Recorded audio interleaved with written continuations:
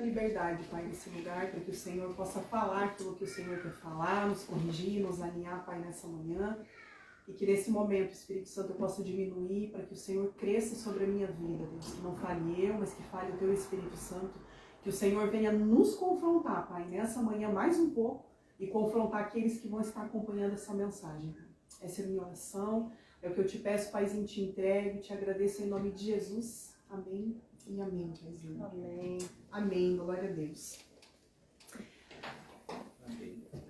Queridos, quando eu conversava com o Espírito Santo, para que ele trouxesse, né, que ele gostaria de compartilhar com a gente, Deus, então, ele me confirmou em sonho a palavra, né, onde o Senhor queria que fosse trazido sobre as 7 cartas das 7 igrejas do Apocalipse. Oh, glória. E curioso que no momento do louvor, me veio algo bem breve para compartilhar, que está ligado à palavra, e eu acredito assim que Deus ele fala, ele muda, ele ministra aquilo que ele quer trazer para nós, né? E irmãos, eu escuto tantas pessoas que passaram por tantos lugares, né, e se decepcionaram com lugares, e a gente escuta muitas pessoas falarem assim: eu perdi meu tempo naquele lugar, né? Eu fiz isso, eu fiz aquilo, eu fiz aquele outro, e eu só perdi o meu tempo naquele lugar. Porque eu fui decepcionado, porque eu fui machucado, porque eu fui ferido, porque eu isso, porque eu aquilo. E algo que o Espírito Santo ministrou no meu coração no decorrer do louvor, e isso tem tudo a ver com essas cartas das igrejas. Por quê, queridos? Porque quando nós vamos olhar para as 7 cartas das 7 igrejas do Apocalipse, nós vamos ver ali que essas cartas, elas não falam com quem não é crente, mas elas falam com a igreja de Cristo. Ou seja, as cartas falam com a gente. Se eu for pregar sobre as cartas da igreja para alguém que está lá na rua que não conhece Jesus, essas cartas não vão servir para essas pessoas. Mas quando o Senhor fala em Apocalipse, que ele dá a visão, né, a João, quando ele está lá preso na ilha de Patmos, quando ele manda com que João escreva tudo aquilo que iria acontecer, todas essas cartas com que ele registrasse aquilo que o Senhor queria falar com essas igrejas, nós vamos ver ali que Deus ele está falando diretamente com a igreja dele. Então as cartas da igreja é para nós, não é para quem está lá fora. Aleluia. É para quem está acompanhando, é para nós que estamos aqui. E muitas vezes, queridos, a gente escuta muito isso, né? As pessoas assim, dizendo que perderam tempo. E algo que o Espírito Santo ministrou no meu coração e me confrontou, porque muitas vezes eu fui uma das pessoas que eu cheguei também a pensar assim: eu perdi muito tempo em lugares que eu passei e acabei me decepcionando, acabei me frustrando, acabei me machucando, fulano me machucou, ciclano me feriu, e toda aquela história que a gente conhece dos machucados pela igreja. Só que o que acontece? Quando nós entendemos para quem que nós fizemos, eu não perdi meu tempo. Aleluia. Então isso fica para você que está acompanhando online também, em nome de Jesus. Pare de perder tempo dizendo que você foi ferido, que você foi machucado, que você perdeu o teu tempo, que você é isso, porque a gente só perde o nosso tempo dentro dos lugares se a gente faz pela motivação errada. Aleluia. Se eu ou você do outro lado, nós fizemos coisas para que homens nos reconhecessem, então eu sinto te dizer que realmente você perdeu o teu tempo. Agora, a partir do momento que você entende tudo o que eu fiz, tudo que eu suei dentro do lugar, tudo o que Deus confiou na minha mão, que eu exerci sobre um lugar, eu não fiz para homens, eu fiz para Deus. E a partir desse momento, o que acontece? A gente aprende a parar de perder o nosso tempo se frustrando com pessoas. Entende? Se vitimizando. Porque isso é algo muito triste, queridos, no meio da igreja de hoje. Sabe? A gente perde mais tempo se lamentando pelo que foi, do que nos organizando e dizendo assim: Senhor, ok, o que foi, foi. O que o Senhor tem para mim daqui para frente? Sabe no que o Senhor quer me usar como a tua igreja? Amém? E dentro dessa palavra, queridos, o Espírito Santo trouxe para mim capítulo 2 e capítulo 3 de Apocalipse. Ali nós vamos ver nesses 2 capítulos 7 igrejas que, se nós formos olhar tudo que essas igrejas enfrentaram, tudo aquilo que o Senhor registrou nessas cartas para essas 7 igrejas, nós vamos ver que isso tem muito a ver com as igrejas até os dias de hoje. Amém? E abre a tua Bíblia lá no livro de Apocalipse, capítulo 2. Nós vamos ler sobre a primeira igreja de Éfeso. É a primeira carta que Apocalipse registra, a primeira igreja. capítulo 1, do verso 1, capítulo 2, do verso 1 ao verso 5. A palavra de Deus nos fala assim: e ao anjo da igreja em Éfeso escreve estas coisas, diz aquele que conserva na mão direita as 7 estrelas e que anda no meio dos 7 candeiros de ouro. Conheço as tuas obras, tanto o teu labor como a tua perseverança, que não pode suportar homens maus. E que puseste à prova os que a si mesmos se declaram apóstolos e não são, e os achastes mentirosos. E tens perseverança e suportaste prova por causa do meu nome, e não te deixaste esmorecer. Tenho, porém, contra ti que abandonaste o teu primeiro amor. Lembra-te, pois, de onde caíste. Arrepende-te e volta à prática das primeiras obras. E se não venho a ti e moverei do seu lugar o teu candeeiro, caso não te arrependas. Então, irmãos, quando nós olhamos aqui para essa primeira igreja, Deus ali está reconhecendo que essa igreja é uma igreja que ela trabalha, ela é uma igreja perseverante, ela é uma igreja que ela suporta todas as provas por amor ao Senhor, ela é uma igreja que ela não esmorece, que ela não suporta a maldade, ela é uma igreja que ela não suporta a injustiça, né? Quantos de nós nos identificamos? Que quando nós falamos de igreja, igreja não tem a ver com estrutura. Aqui já começa a gente também a desmistificar isso. Nós temos que parar de colocar na nossa mente, então, a igreja é um local físico. A igreja é a estrutura de 4 paredes. A igreja somos nós quando estamos reunidos como o corpo de Cristo. Eu não preciso estar numa estrutura de 4 paredes, com um ministério de louvor bem organizado, com um ministério de intercessão organizado, com um ministério de crianças organizado, com um ministério de dança organizado, com um ministério daquilo e outro, que é tanto ministério hoje, que a gente até se perde, né? Porque é tanta coisa que a igreja foi inserindo, e quando a gente vem à luz da palavra, a gente vai olhar para a igreja primitiva e nós vamos ver que a igreja primitiva fazia o quê? Ela orava, ela pregava a palavra de Deus e ela abençoava os necessitados. Isso era a igreja primitiva. Eu não estou aqui pregando contra as igrejas que criam ministérios, eu não estou falando isso. O que eu estou dizendo é que o tempo que nós perdemos enchendo tanta coisa, nós deixamos de fazer o arroz com feijão, que é o básico. Entende? Não adianta uma igreja cheia de ministério, mas que não tem pouco oração, não gasta tempo orando, não gasta tempo intercedendo, não gasta tempo estudando as escrituras, entendendo o que a palavra de Deus está falando. Então, quando nós vamos olhar para a igreja de Éfeso, nós vamos ver que, em certo ponto, ela era uma igreja exemplar, né? Quantas igrejas nós vemos hoje, e eu me coloco no meio de tudo isso, porque eu também sou igreja de Cristo, né? Que nós somos perseverantes, nós trabalhamos, né? Isso é, principalmente o trabalho é muito forte em nós, porque o ativismo, ele faz parte da vida do cristão. E é uma coisa que eu digo isso por mim mesmo, porque eu já fui pessoa de estar na igreja de domingo a domingo, todo santo dia, não tinha tempo para mais nada, era só na igreja. Aí você pergunta, que tempo que você tinha com Deus? Porque tem pessoas que elas pensam assim, porque eu estou no ativismo religioso na igreja, eu estou com Deus. E tem muita gente fazendo sem Deus. Ali, trabalhando, vamos fazer isso, vou fazer aquilo. Tô aqui, tô construindo, tô aqui, tá. Ok, mas de que horas que você usa o teu tempo aos pés de Jesus para escutar o coração de Deus, receber as diretrizes que Deus tem sobre a tua vida e sobre o lugar onde Deus confiou na tua mão? Acaba que nós não temos tempo. Então, o que acontece? Nós vemos aqui que essa igreja, ela tinha todo o discernimento necessário para poder identificar também aqueles que eram falsos, aqueles que eram mentirosos. Quantas vezes hoje dentro das congregações, nós vemos muitas vezes quantos lobos em pele de cordeiro, e nós vamos ver Deus levantando profetas no meio das congregações para confrontar esses lobos. E muitas vezes quando os profetas se levantam, o que acontece? Tem muita gente da igreja que tenta fazer o quê? Calar a boca dos profetas. Porque a partir do momento que eu calo um profeta, que eu tento matar um profeta, para de haver denúncia de pecados através da vida de pessoas. Então, aí é um outro ponto também. É muito difícil a pessoa que carrega também o dom da profecia. Porque normalmente ela vai caminhar mais sozinha do que acompanhada. Porque ela sempre vai estar fazendo o quê? Confrontando o pecado das pessoas. Não é confrontar a pessoa, mas é confrontar o pecado da pessoa. Então aqui nós vamos ver que essa igreja, diante de tudo isso, nós vamos ver que Deus ele começa essa carta elogiando essa igreja. Ele não começa a carta apontando os defeitos da igreja. Ele mostra para a igreja que ele sabe das obras dessa igreja.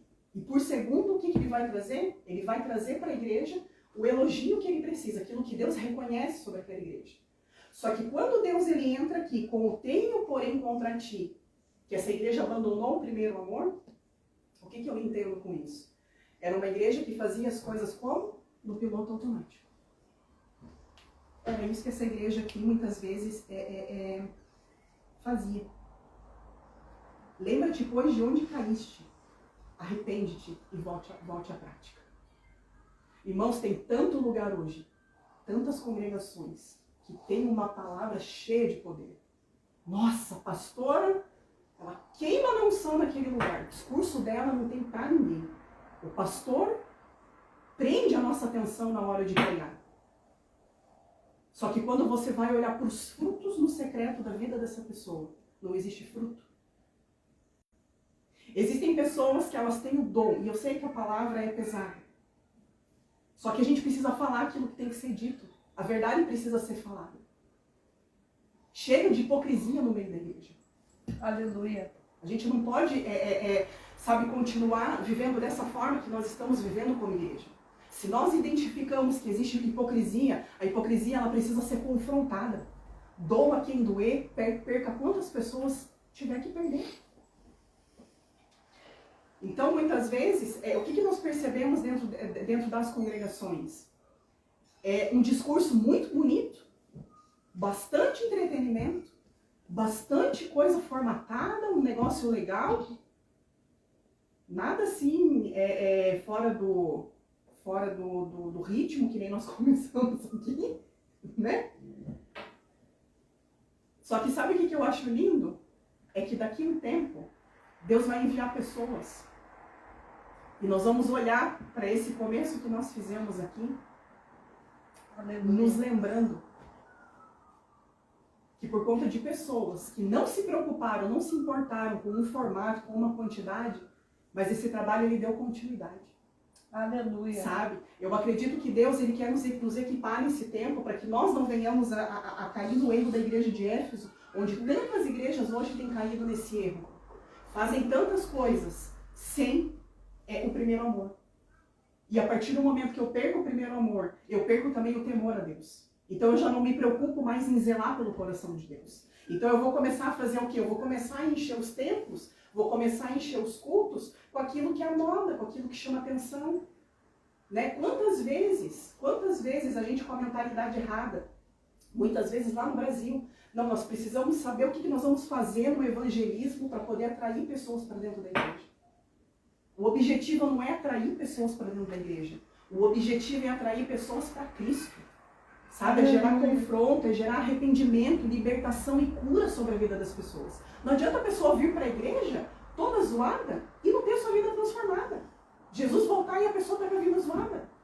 Não houve um encontro, não houve uma mudança. E a palavra que nos confronta é a palavra que nos liberta. A palavra de Deus fala isso. O Senhor, Ele nos confronta, o Senhor nos corrige porque Ele nos ama. Então, essa igreja aqui de Éfeso, nós vamos ver hoje que ela se identifica muito com muitas igrejas de hoje. Sabe? E qual que é a palavra que Deus traz para essa igreja? Arrependimento. A primeira coisa que Deus ele vai pregar para nós na palavra dele é sobre arrependimento. Se não houver arrependimento no nosso meio, nós estamos perdidos. Todas as vezes que eu pratico um pecado, todas as vezes que eu faço coisas na base daquilo que eu acho, e eu não consigo reconhecer as minhas falhas, eu não consigo reconhecer que eu preciso converter o meu coração, que eu preciso me arrepender. O que resta para nós se não houver arrependimento? Não resta nada. Nós vamos ver dentro das igrejas cheio de pessoas convencidas pelo Evangelho, por um bom discurso de um pastor que decorou uma linda pregação, uma pastora que decorou algo que ela copiou lá da internet, porque tem mulheres lá que ela tem como uma referência para ela. Então ela vai lá, ela faz um copia e cola da palavra, e aqui eu vou reproduzir aquilo que está sendo falado. Né? A linguagem crentez. Porque se eu falar que uma linguagem bíblica, uma coisa aqui mais simples, não vai chamar tanta atenção das pessoas. Eu vou ver as pessoas dormindo na minha pregação. Sabe? Então, a primeira advertência que fica para nós aqui, irmãos, é para algo que está começando, sabe? Que nós possamos tomar por base essa carta dessa primeira igreja aqui de Éfeso, sabe? Que tenhamos força, que possamos trabalhar, porque o reino de Deus é feito de trabalho. Deus não chama gente preguiçosa. Deus não chama gente que tá, sabe, com as pernas para cima. Deus, ele não chama gente preguiçosa. Deus, ele chama pessoas que sabem a necessidade do trabalho para o reino dele. E se o reino dele é tomado por esforço, significa que nós precisamos trabalhar dentro de um limite, sabendo administrar e remir o nosso tempo, né? Mas em nome de Jesus, que nós possamos, sabe, ser uma igreja hoje, daqui a um tempo, e até que o Senhor venha. Mas uma igreja, sabe, que busca se arrepender todos os dias. Uma igreja que jamais permite cair no piloto automático. Sabe, uma igreja que tenha discernimento. Que todas as vezes que ela está tentando copiar algo que está dando certo, que ela possa se lembrar da identidade, da autenticidade que Deus gerou sobre ela. Aleluia. Sabe, eu oro ao Senhor em cima dessa primeira carta sobre a igreja que começa, sabe? Que possa ser uma igreja autêntica. Uma igreja que sabe a sua identidade. Sabe que ela não precisa olhar o que o outro está fazendo. Mas ela sabe o lugar dela, ela sabe o que ela precisa fazer, porque está tudo escrito na palavra de Deus. Então ela é uma igreja bíblica. Ela não é uma igreja que ela segue aquilo que a internet está dizendo para ela, que está funcionando, que está dando certo. Amém? A segunda carta da segunda igreja é a carta à igreja de Esmirna. Nós vamos ver lá registrada no capítulo 2, do verso 8 ao verso 10, nós vamos ler. A palavra de Deus, ela fala assim: ao anjo da igreja em Esmirna escreve: estas coisas diz o primeiro e o último que esteve morto e tornou a viver. Conheço a tua tribulação, a tua pobreza, mas tu és rico, e a blasfêmia dos que a si mesmos se declaram judeus e não são, sendo antes sinagoga de Satanás. Não temas as coisas que tens de sofrer. Eis que o diabo está para lançar em prisão alguns dentre vós, para ser postos à prova, e tereis tribulação de 10 dias. Se fiel até a morte, e dar-te-ei a coroa da vida. Nós vamos ver que todas as cartas, irmãos, Deus, ele termina com uma promessa para essas igrejas. Né? Uma promessa em cima do cumprimento que essa igreja vai fazer. Né? Existe promessa? Existe. Para quem cumpre e obedece a palavra de Deus. Amém? Aleluia. Então essa igreja de Esmirna, nós vamos ver que ela é elogiada por suportar o grande sofrimento a qual ela estava submetida. Né? E nós vamos ver que dessas 7 igrejas, ela é a única igreja que não recebe uma crítica de Deus. Ela é a única igreja que ela está aprovada diante de Deus. Quando eu olho para a carta dessa igreja, irmãos, isso aqui me traz uma ponta de esperança. Aleluia. E traz também aquela questão assim, os crentes têm que parar de dar desculpa esfarrapada. É cansativo isso. Não, todos nós somos pecadores. Tudo que está acontecendo aí faz parte, está na Bíblia. Não, a igreja está perdida, está assim mesmo. Não, o pastor está lá roubando, criando impérios. É assim mesmo, nos últimos tempos é assim mesmo. Como que é assim mesmo?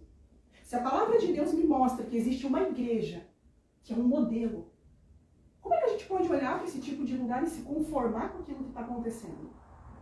Quando a palavra de Deus me mostra que no meio de 7 existiu uma, que Deus não trouxe nenhuma crítica sobre essa igreja. Ou seja, ela foi uma igreja exemplar. O que eu entendo com isso? Se essa igreja em Esmirna foi uma igreja exemplar, o que nos impede de nos tornar como uma igreja modelo diante do reino? Sabe?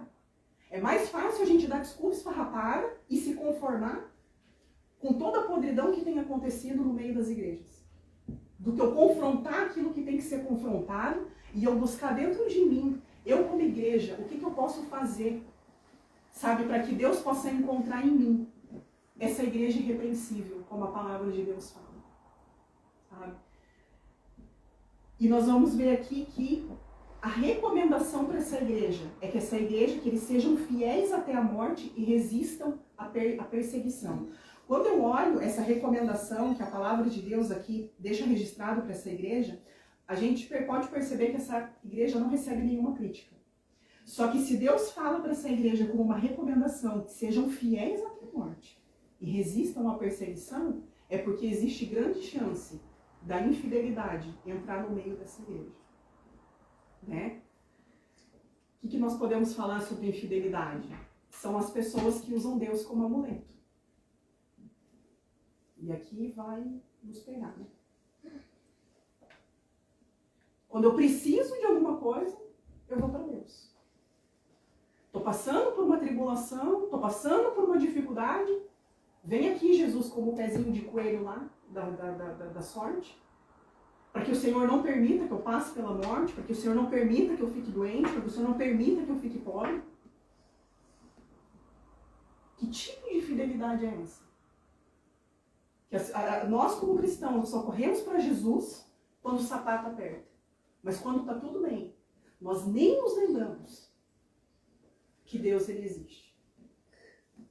Sabe quantas pessoas nós vamos ver hoje que se relacionam com Jesus como prostituta? Como a igreja, prostituta. Não como noiva. Não como a noiva. Se a palavra de Deus me fala que eu sou a noiva de Cristo, o que uma noiva faz? Uma noiva, ela está comprometida e aliançada com o noivo, sem que esse noivo precise dar nada para ela em troca. Se eu conheço o meu marido, ele sendo pobre, não tendo nada, eu junto a minha pobreza com a pobreza dele quando a gente casou. Nós não tinha nada. Eu não estou preocupada com aquilo que o meu esposo tem para me oferecer. Mas eu tenho uma aliança com ele, até que a morte nos separe. Se nós viver a vida pobre, vamos viver a vida pobre. Mas até que a morte nos separe. Agora, a igreja que nós temos visto hoje, muitas vezes no nosso meio, e eu sei que é uma palavra forte de usar, mas é a realidade daquilo que nós estamos vendo sobre a vida de muitos cristãos. Mulheres que são dessa forma, que são garotas de programa, para não ter que usar então uma palavra tão forte, elas se relacionam na base de troca, elas se vendem. E hoje, quantos crentes, quantos pastores, quantas pessoas nós temos visto que têm se vendido pelas propostas? Começam bem e no meio do caminho se perde. Quantas pessoas? Dentro da liderança, fora da liderança. E quando vem para Jesus, quer fazer o quê? Quer fazer igual. Não, se o Senhor não fizer a minha igreja crescer, se o Senhor não fizer a minha igreja prosperar, se o Senhor não fizer isso, se o Senhor não fizer aquilo, qualquer proposta que me oferecerem, eu vou aceitar. Aí faz lá como a passagem da palavra de Deus nos mostra lá com Esaú e Jacó. Quando ele vende o seu propósito por um prato de lentilha. Seguindo, carta da igreja de Pérgamo. Apocalipse, capítulo 2, do verso 12 ao verso 14. A palavra de Deus fala assim: ao anjo da igreja em Pérgamo escreve: estas coisas diz aquele que tem a espada afiada de 2 gumes. Conheço o lugar em que habitas, onde está o trono de Satanás, e que conservas o meu nome e não negaste a minha fé. Ainda nos dias de Antipas, minha testemunha, meu fiel, o qual foi morto entre vós, onde Satanás habita. Tenho, todavia, contra ti algumas coisas. E aqui o texto vai seguir falando, eu não vou ler tudo, senão vai ficar extenso. O texto aqui vai colocar algumas condenações, né, algumas críticas que Deus identifica sobre essa igreja. Então nós vamos ver aqui que Pérgamo, ela é uma igreja que ela mantém a sua fé e a sua confiança em Cristo. E nós vemos isso se reproduzir nas igrejas hoje. Existe muita igreja, sim, que são igrejas que têm fé, independente das circunstâncias. Nós vamos ver que são pastores que vão à frente das ovelhas, sabe, perseverando em fé, mesmo sendo perseguidos, às vezes sendo difamados, às vezes, sabe, passando até por dificuldades financeiras em algumas igrejas mais humildes. Porque assim como tem muita igreja próspera, também tem igrejas mais humildes. E nós vamos ver aqui que essas igrejas, elas mantêm a sua fé e ela é uma igreja que ela confia em Cristo. Que ela confia naquilo que Deus entregou na mão dela. Ela é uma igreja que ela não duvida daquilo que Deus confiou nela. Mas nós vamos ver aqui que ela é uma igreja que ela é criticada por tolerar a imoralidade, a idolatria e as heresias. E quantas vezes nós vemos nas igrejas de hoje, muitas igrejas, essa história se repetir. Igrejas que toleram a imoralidade, pessoas que sabem do pecado umas das outras, de imoralidade, e não confrontam o pecado para não perder amigos. às vezes não confronta o próprio pastor, porque existe tanto pastor que é cheio de si que ele não aceita ser corrigido, e daí é onde mora o perigo. Porque se você é um pastor e você não tem o coração ensinável, você está na posição errada. Ele tem que ser o primeiro a receber a correção, se a correção vier. E se ele estiver em pecado, ele tem que ser o primeiro a ser confrontado. Porque a partir da vida desse líder que está à nossa frente, muitas coisas podem recair sobre a vida daqueles que estão debaixo daquilo que é o espiritual desse líder. Então isso é muito perigoso. E quantas igrejas hoje nós vamos identificar isso? A idolatria e o ensino de heresia. Pessoas que pegam um versículo isolado e transformam numa catástrofe na hora de trazer esse versículo isolado. Porque existem muitas pessoas, irmãos, que acham que a Bíblia é ponto de vista.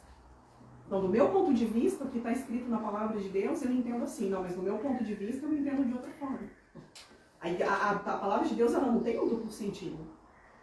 A palavra de Deus, aquilo que está escrito nela, é aquilo que está escrito nela. Não é aquilo que eu acho. Não é aquilo que eu penso. Não é aquilo que eu quero usar contra a vida do meu irmão. Não. A palavra de Deus é isso aqui que está registrado. Aleluia. E quantas vezes hoje, dentro das congregações, nós enxergamos isso, né? E a idolatria. Que eu acredito que na igreja brasileira, eu não posso falar de outras igrejas porque eu não conheço de perto o caráter das igrejas de outras nações, entende? Eu vou falar da igreja brasileira, que é aquilo que eu conheço. Como a idolatria tem aumentado no nosso meio. É assustador. É assustador. A idolatria.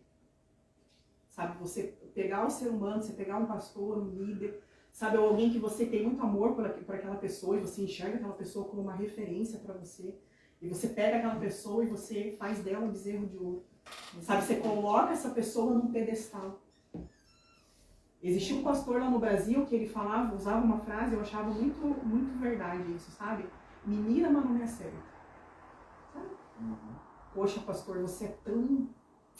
Tua palavra é tão, sabe, poderosa. Nossa, tua postura, meu Deus. É perigoso. É verdade. É perigoso. Quando nós somos muito elogiados, alguma coisa não está de acordo. Eu acredito muito mais no efeito que faz aquele que é criticado, aquele que é condenado, aquele que é perseguido, aquele que é difamado, do que aquele que é elogiado. Resmina.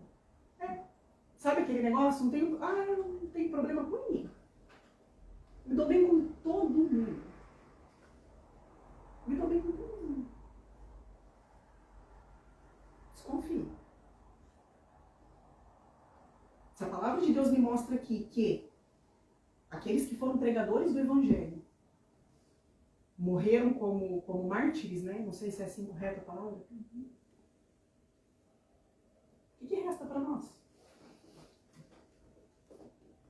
Ser enterrado dentro de um caixão, uma coisa linda. Vamos fazer uma homenagem aqui para o pastor, abençoado. Aleluia. Sabe? E nós vamos ver que essa igreja recebe um convite de quê? Arrependimento. O que Deus mais bate sobre nós é arrependam-se. E ele ainda fala em amor, né? João Batista falava arrependam-se, raça de víboras. E Jesus fala arrependam-se.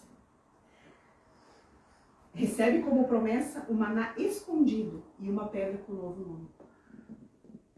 Para aqueles que forem fiéis, para aqueles que se arrependerem, enquanto ainda existe tempo.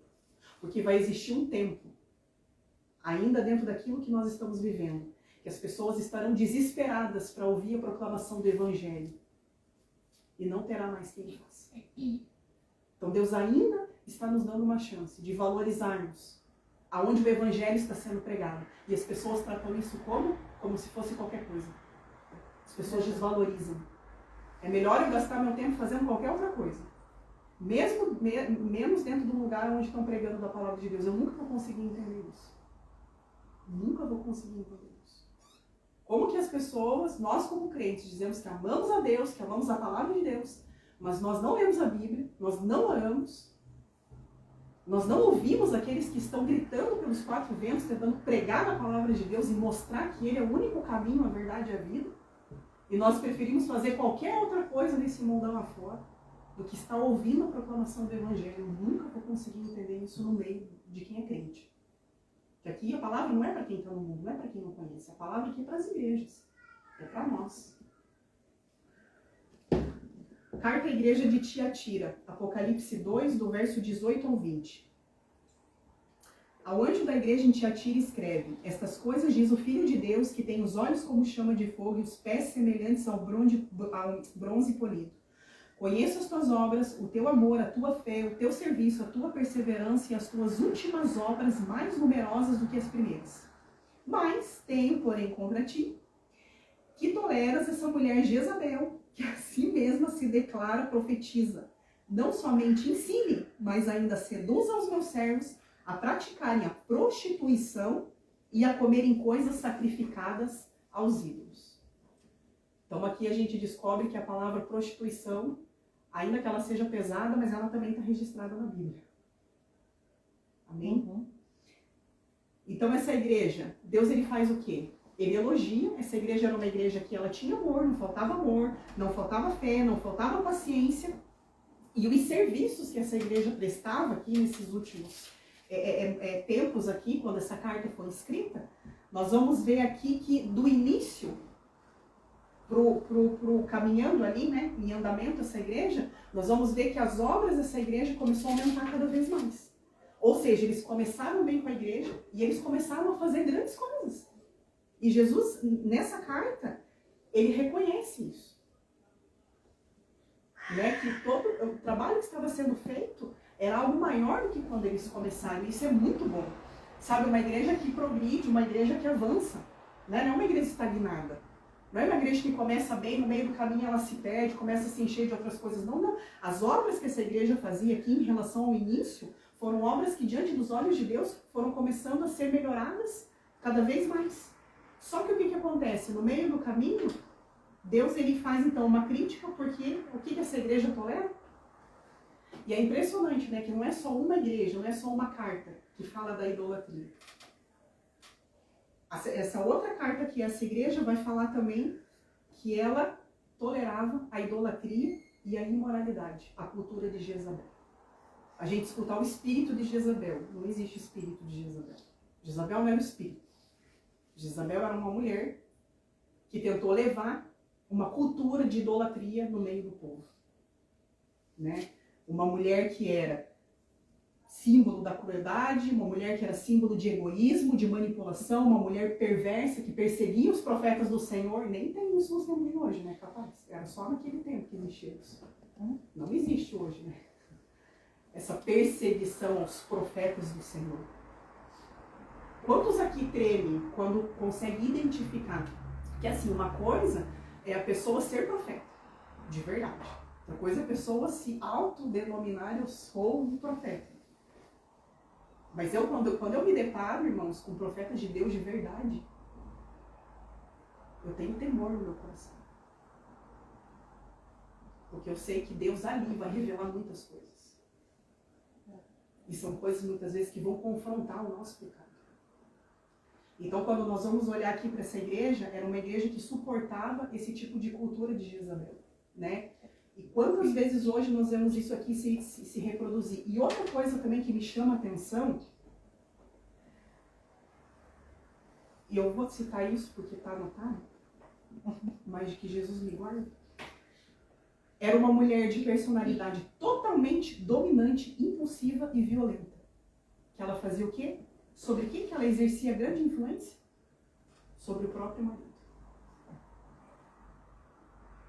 Uma mulher que invertia os seus papéis dentro de casa. Manipuladora. Acho que todos conhecem a história. Ela era casada com o rei Acabe.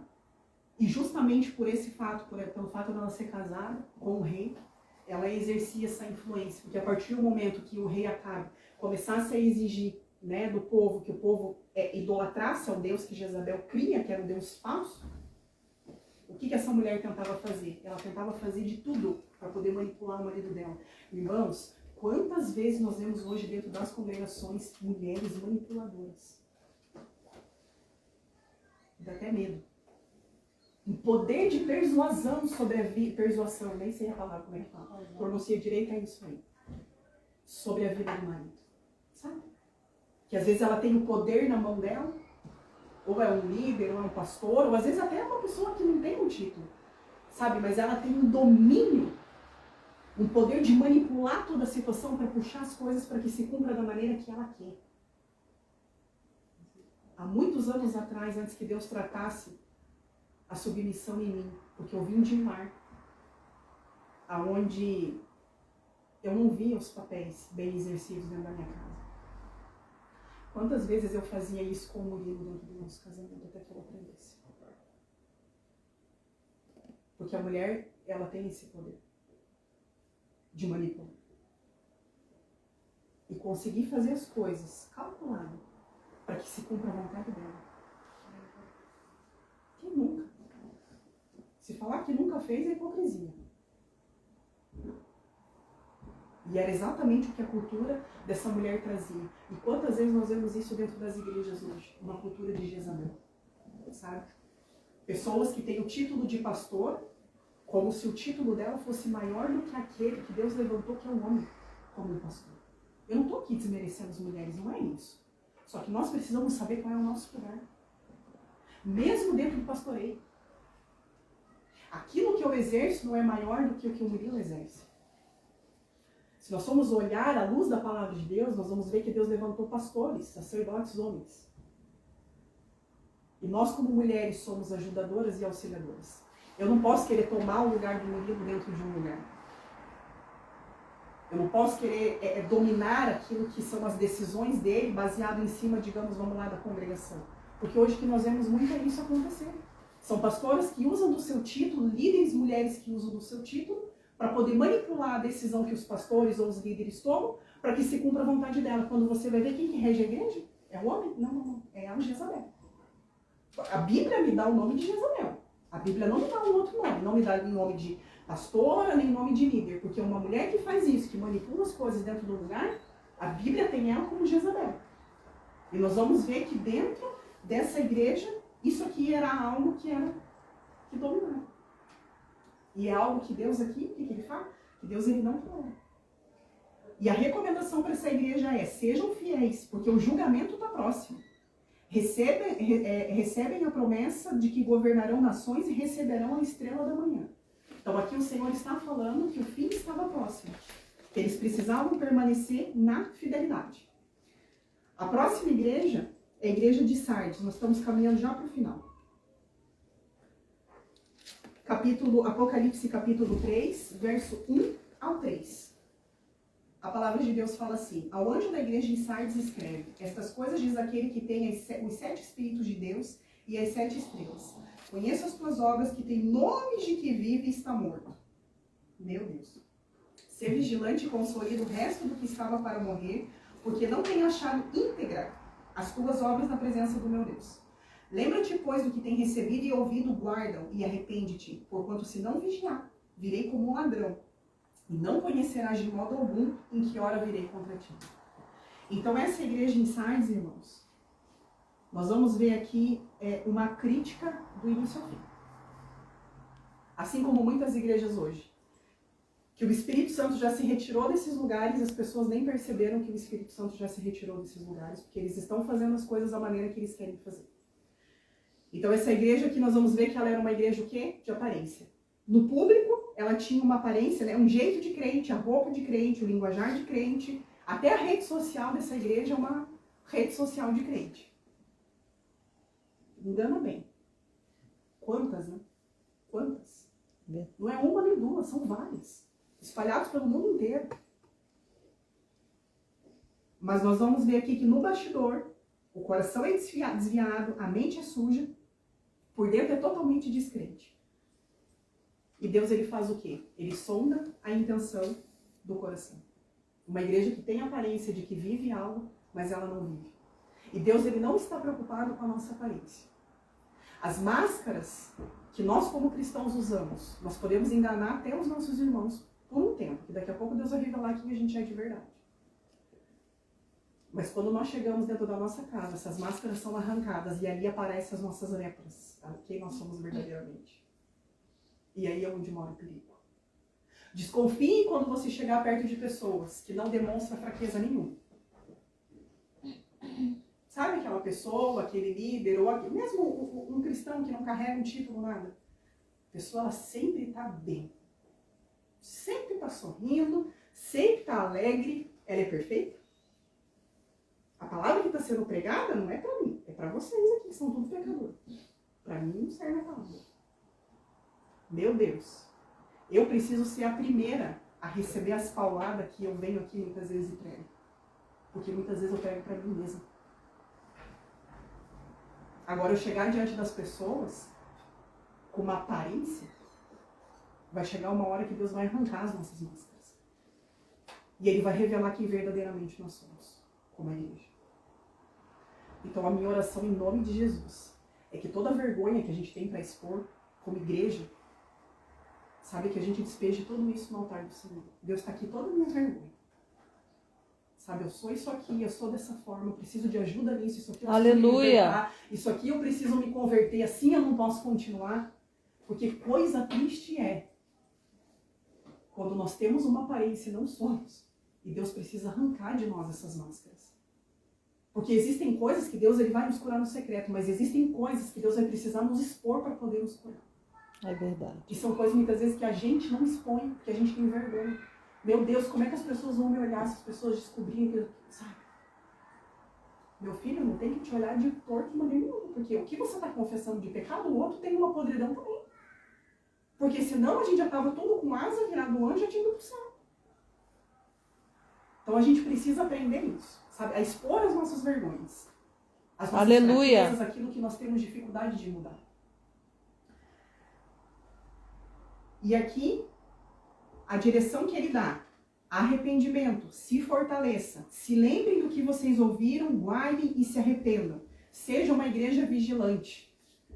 Então aqui o que Deus está nos ensinando? Não adianta só ouvir aquilo que Ele nos ensina, nós temos que pôr em prática, guardar no nosso coração. Sabe, exercer aquilo que nós recebemos da parte do Senhor. E aprender a estar em vigilância. Porque existem coisas que estão acontecendo à nossa volta e a gente se surpreende. Sabe, a gente fica surpreso quando alguém nos ofende. A gente fica surpreso. Nossa, essa pessoa me ofendeu. Oh, meu Deus, a palavra de Deus não fala que você seria traído e perseguido. E qual é a traição que mais dói? Qual é a perseguição que mais dói? É do inimigo? Do amigo. Não, é do amigo. Isso é o que mais nos fere. Que diferença faz eu ser traída, machucada, mal falada por alguém aí que tá por aí? Agora eu saber que alguém que comeu na minha mesa, alguém que eu fiz isso, eu fiz aquilo, eu fiz aquele outro, a pessoa falou mal de mim. Dói, gente. Não se hipócrita. Dói. Só que não adianta deixar isso entrar no coração e viver se vitimizando. Ai, fui machucado, fui ferido, ele me traiu, ele meu filho. É ser humano. A Bíblia fala, maldito o homem que confia no outro homem. Deus vai colocar pessoas verdadeiras no nosso caminho? Claro que vai. Eu acredito em amigos de propósito, mas vai ser pouquinha gente. Talvez 2, 3. Às vezes nem isso. E vida que segue.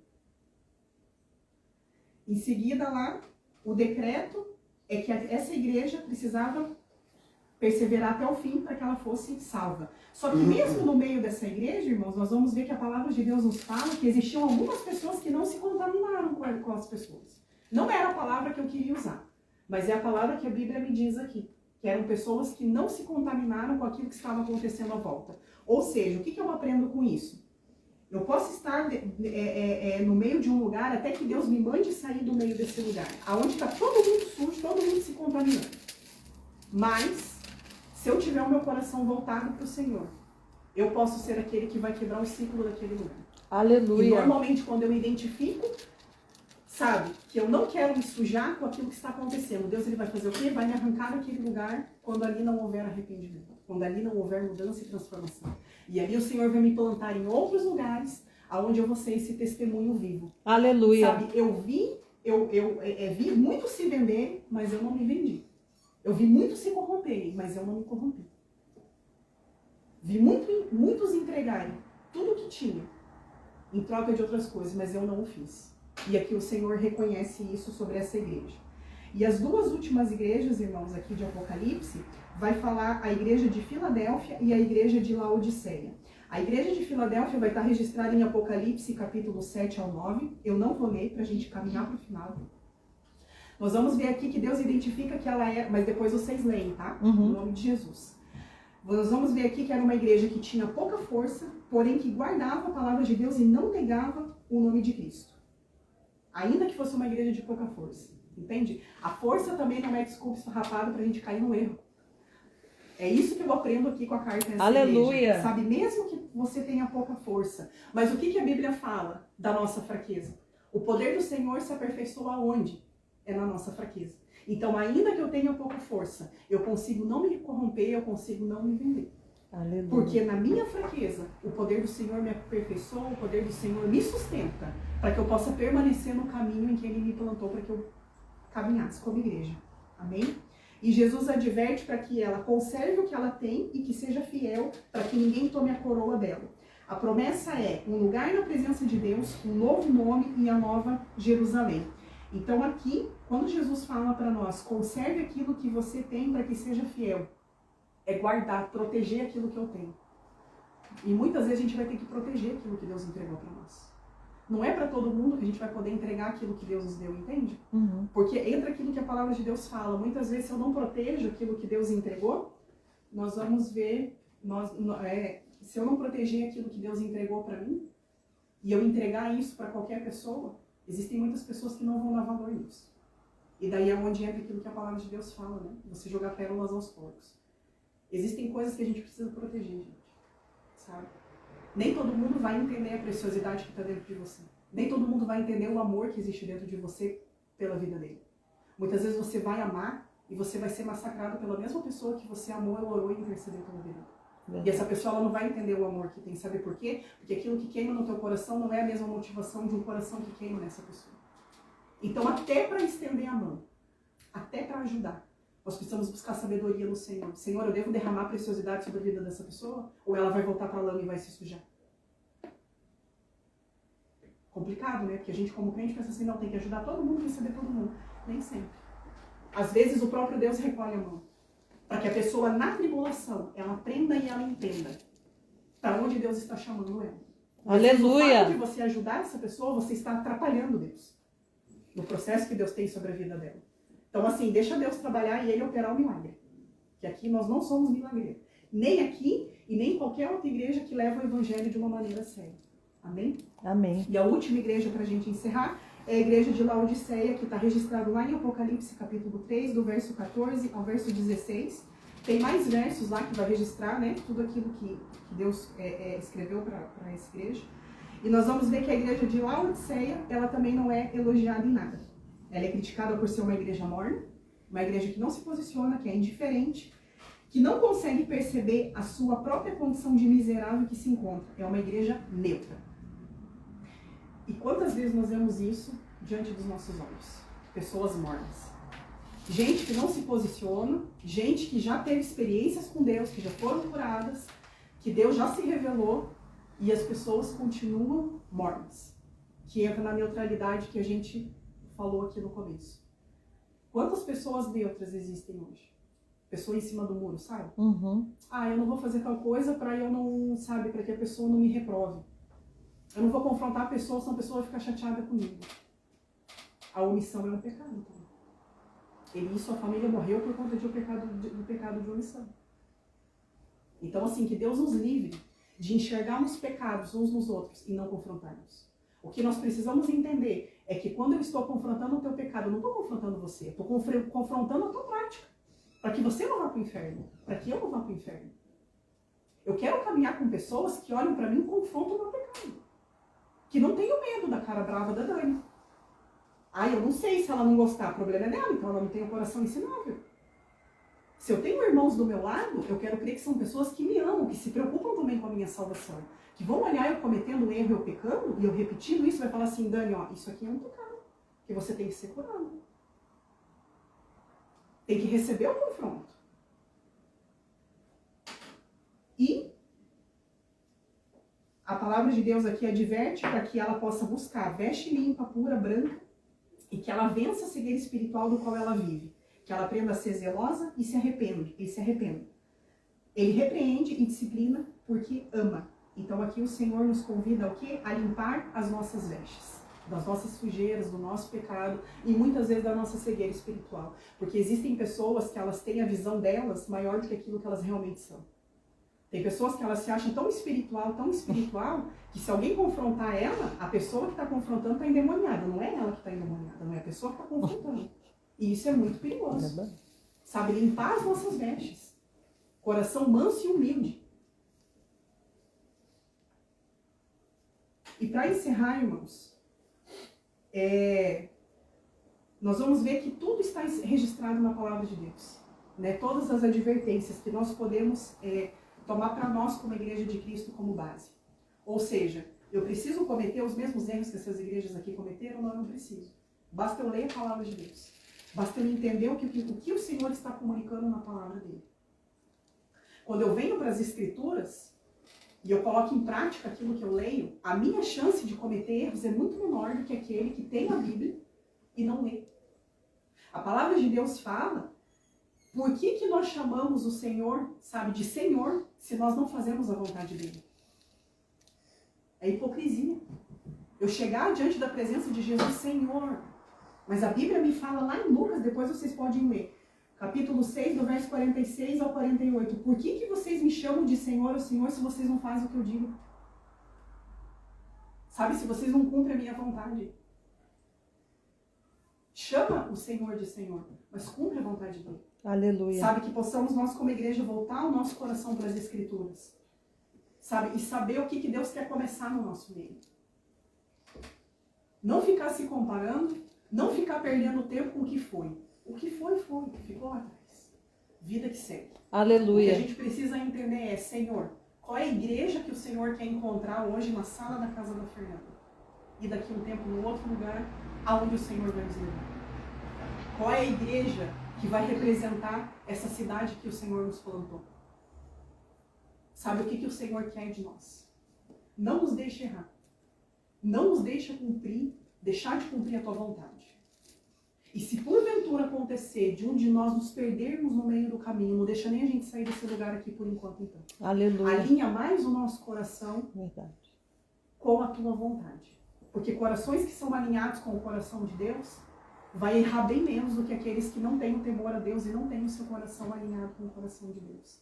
Amém, irmãos? Amém. Em nome de Jesus. Eu sei que a palavra é dura, mas eu creio em nome de Jesus que é a palavra dura que nos ensina e confronta o nosso coração. Sabe? E até que o Senhor venha. Essa é a mensagem que eu quero carregar dentro de mim. Aleluia. Sabe? Em nome de Jesus. Em nome Amém? de Jesus. Pai, a palavra está entregue, Deus, em nome de Jesus. E eu oro, Espírito Santo, nesse momento, Deus, para que essa palavra, Deus, possa criar raiz dentro do nosso coração. Em nome Pai. de Jesus. Sabe, Jesus, vem nos confrontar essa manhã, Pai. Eu quero ser a primeira a ser confrontada, Senhor. E eu oro, Deus, em nome de Jesus, para que esse coração ensinável que o Senhor tem depositado em nosso meio, Deus, que não venha se perder, Pai. Sabe, Senhor, que nós não venhamos a ser pessoas que vai nos vender daqui a um tempo, Pai. Eu oro, Deus, em nome de Jesus, para que se o Senhor souber que isso pode acontecer com a gente, então que o Senhor nos estacione nesse lugar aqui e nem nos deixe avançar, Pai. Em nome de Que o Senhor cuide do nosso coração, Pai. Limpa a nossa mente, Pai. Troca as nossas vestes, Deus, em nome de Jesus. Pai, que nós possamos aprender a expor as nossas vergonhas, Pai. Sabe, Deus, que nós não venhamos a querer ter uma aparência de gente espiritual quando dentro de nós estamos podres, Deus, em nome de Jesus. Pai, limpa as nossas lepras, Deus. Em nome de Jesus. Nos guia, Deus, em nome de Jesus, que o Teu Espírito Santo possa fazer, Deus, a obra no nosso meio, Deus, em nome de Jesus. Que o Senhor nos alinhe a cada dia mais e mais, Pai. E eu oro, Espírito Santo de Deus, por todos os irmãos, Senhor, que vai ofertar, Pai, em nome de Jesus. Que o Senhor abençoe, Deus, a vida de cada um, Pai. Que possamos ser abençoados, Deus, guardados, Deus. Pai, eu oro, Deus, por um tempo de prosperidade sobre as nossas vidas, ó Pai, não só naquilo que é âmbito de dinheiro, Pai, porque a prosperidade não está ligada, Pai, só a isso, vai muito além do que isso, Deus. mas que nós possamos, Deus, ter dentro do nosso coração, Pai, a generosidade, Deus, em nome de Jesus. Em nome e de Jesus. abençoar aqueles que estão lá fora, Deus, em resgatar a essência da verdadeira igreja, Deus, em abençoar aqueles que precisam, Pai, aqueles que estão necessitados, Deus, em nome de Jesus. Que nós possamos ser pessoas desapegadas, Pai, às coisas terrenas, Deus, e que nós possamos, Pai, em nome de Jesus, juntar tesouros no céu, Pai. Eu abençoo, Deus, a vida dos nossos irmãos, Pai, a nossa vida, Deus, e que essa palavra, Pai, possa continuar confrontando o nosso coração no decorrer da semana, Paizinho, em nome de Jesus. Perdoa, Deus, os nossos pecados e as nossas falhas, Deus, em nome de Jesus. Em nome de Jesus. É o que nós te pedimos, Paizinho, te entregamos e te agradecemos em nome de Jesus. Amém. Amém. E amém, Deus querido. Amém. Amém. Amém.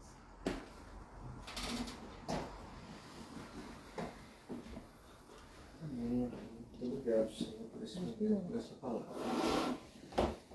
Que o amor de Deus, que a graça do nosso Senhor Jesus Cristo, que a comunhão e a consolação do Espírito Santo esteja entre todos, a partir de hoje e para sempre. Amém e amém. Amém. Amém. Amém.